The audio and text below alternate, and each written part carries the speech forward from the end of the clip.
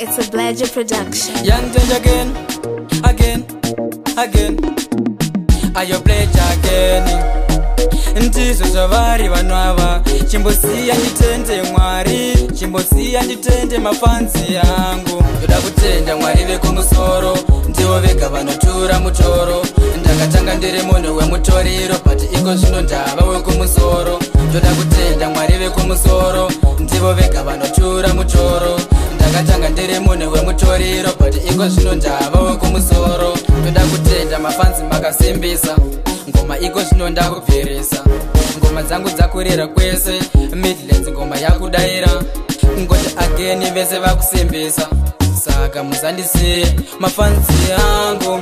Ndimi mune chimuti, saka ndinoenda nemi. Ndoda kutenda Mwari vekumusoro, ndivo vega vanotura mutoro.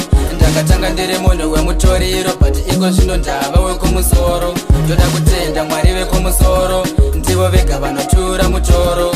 Ndakatanga ndiri munhu wemutoriro, but iko zvino ndava wekumusoro. Vagara vanorwadziwa, neni vanovaviwa, vanorwadziwa kuona ndichishaina, manje havandimise. Gore rino vachabhilivha kuti ndiri mudhara, Bledger rova ndichepula.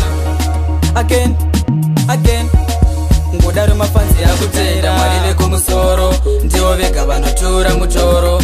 Ndakatanga ndiri munhu wemutoriro, but iko zvino ndava wekumusoro. Ndoda kutenda Mwari vekumusoro, ndivo vega vanotura mutoro. Ndakatanga ndiri munhu wemutoriro, but iko zvino ndava wekumusoro. Ndoda kutenda mafanzi makasimbisa, ngoma iko zvino ndakubvirisa. Ngoma dzangu dzakurira kwese, Midlands ngoma yakudaira. Ngoti again vese vakusimbisa, saka musandisiye mafanzi yangu. Ndimi mune chimuti, saka ndinoenda nemi. Ndoda kutenda Mwari vekumusoro, ndivo vega vanotura mutoro. Ndakatanga ndiri munhu wemutoriro, but iko zvino ndava wekumusoro. Ndoda